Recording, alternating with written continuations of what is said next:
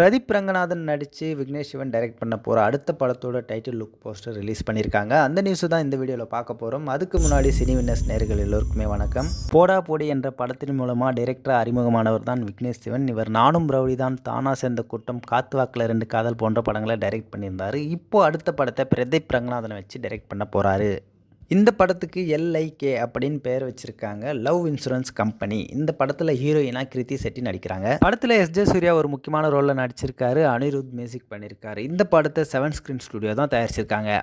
படத்தோட பெரும்பாலான scene Singapore, மலேசியாவில் எடுக்கப்பட்டிருக்கு. இப்போ படத்தோட மற்ற வேலைகள் நடந்துட்டுருக்கு.